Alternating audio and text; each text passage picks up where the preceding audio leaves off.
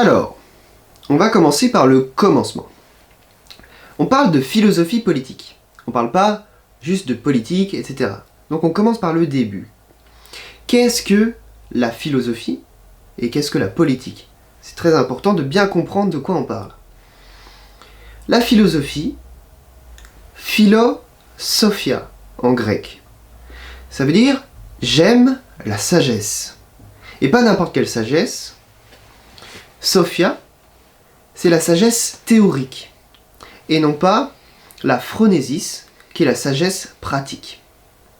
Donc, on cherche, on aime, on recherche la sagesse théorique en ce qui concerne la politique. La sophia, donc, c'est la théorie, et la phronésis, c'est ce qui va concerner la pratique, la praxis. La phronésis, ça concerne la prudence. Et donc, la prudence, c'est très incarné, c'est comment j'incarne des principes de philosophie, des principes de sagesse théorique, que je les incarne dans le réel, dans le concret des choses. Et donc c'est très imbriqué.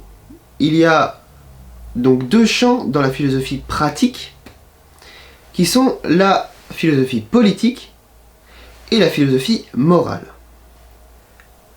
Dans un cas, le cas moral, on cherche justement la phronésis à articuler de manière concrète des principes de philosophie dans notre vie personnelle. Comment est-ce que moi je me comporte avec vous, avec mon voisin, mon prochain, etc. Et là, c'est la morale. C'est ma vie de tous les jours, c'est ma vie concrète, etc.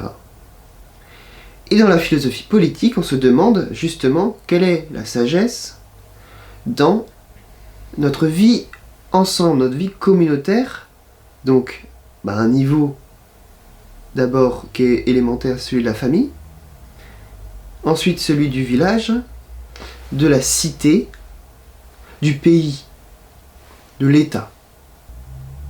Comment articuler en fait ces liens humains? Très pratiques, justement. Et ça demande aussi de la prudence, de la sagesse pratique, de comment articuler. Mais ça, c'est le champ, justement, moral du politique, de l'homme politique. Comment est-ce qu'il doit gouverner la cité? Et voilà. Donc, maintenant, il faut comprendre que la philosophie politique, elle s'interroge justement donc sur ces liens de la cité, et elle pose deux questions. C'est la question politique en fait. La question politique, elle est double. D'abord, il y a la question du politique. Et il y a la question de la politique. La question du politique, c'est celle de se demander pourquoi. Pourquoi est-ce que les êtres humains s'agrègent en société? Pourquoi est-ce qu'ils forment des peuples, des villages, des familles? Pourquoi est-ce qu'ils forgent des liens les uns entre eux? Et il y a tout un tas de théories qui vont dire, parce que les hommes sont naturellement sociaux, non, parce que en fait les hommes ne sont pas sociaux du tout, c'est par accident que ça arrive, c'est pas fait exprès, c'est parce qu'il y a des rencontres, bon, finalement ça se fait quand même, mais c'est pas souhaitable, ça correspond pas, etc. à la nature humaine. Et la question du politique, justement, c'est toujours une question anthropologique. Elle amène toujours une réponse de l'ordre de l'anthropologie. C'est quoi l'anthropologie? C'est anthropos logos. C'est un discours rationnel à propos de l'être humain en général. Le genre humain. Qu'est-ce que le genre humain? Qu'est-ce que notre humanité? De quoi est-elle faite? Et la façon dont on répond à cette question, va forcément orienter de manière significative la réponse qu'on va donner à la deuxième question, la question de la politique. La politique, c'est quoi comme question? C'est la question de se demander comment est-ce qu'on fait pour vivre ensemble. Question du politique, c'est pourquoi pourquoi est-ce qu'on vit ensemble? Et ensuite la question de la politique, comment est-ce qu'on fait? Et donc forcément, si j'ai déjà dit de base que l'être humain n'est pas fait pour vivre en société, et le comment il va vivre en société, cet être humain, ça va être très compliqué. Et donc peut-être qu'il faut juste pas vivre ensemble. Alors que si j'ai dit non, on est fait pour vivre en société, eh bien, ok, ça correspond à notre nature, machin truc, bidule. Bon. Et il y a plein de théories. Voilà. Donc, forcément, une théorie politique, elle va d'abord répondre à la première question, pourquoi, puis ensuite, comment. Et donc, la philosophie politique, c'est ça, son objet d'étude. C'est de comprendre, en fait, qu'est-ce que l'homme, qu'est-ce que l'être humain, pour qu'il se passe des sociétés comme ça, et comment répondre à cette question de la politique, comment vivre harmonieusement ensemble. Et donc il y a tellement de façons d'y répondre, il y a énormément de théories en philosophie politique qui sont chacune une façon de répondre à ces questions.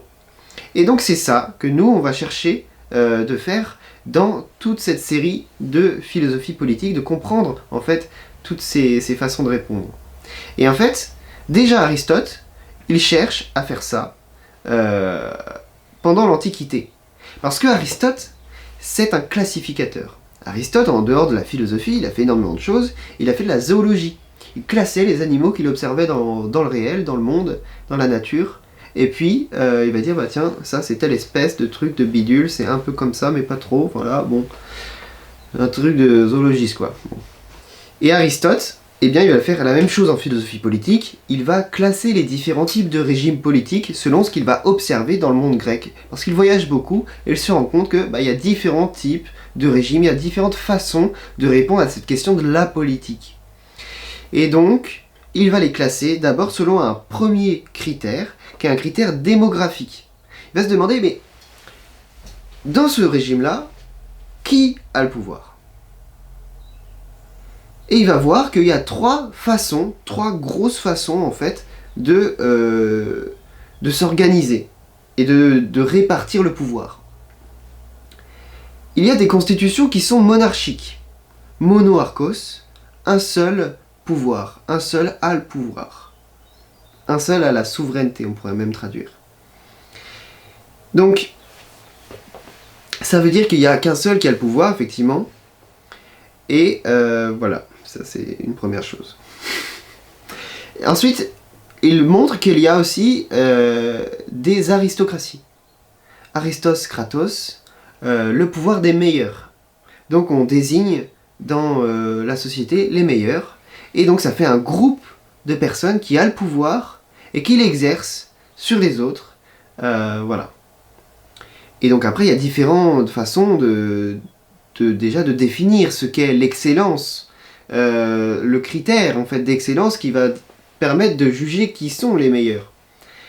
Il y a par exemple de dire ce sont les plus riches qui sont les meilleurs. C'est normal parce que ils ont du temps en fait. Comme ils sont riches, ils ont du temps pour réfléchir, pour faire de la philosophie, pour ceci, cela. Donc c'est une plutocratie, c'est le pouvoir fondé sur le pognon. Il y a aussi des gérontocraties, voilà, on dit, en fait, ce sont les vieux qui ont la sagesse, parce qu'ils ont vécu la vie, ils l'ont expérimenté, donc c'est normal de leur donner le pouvoir à eux.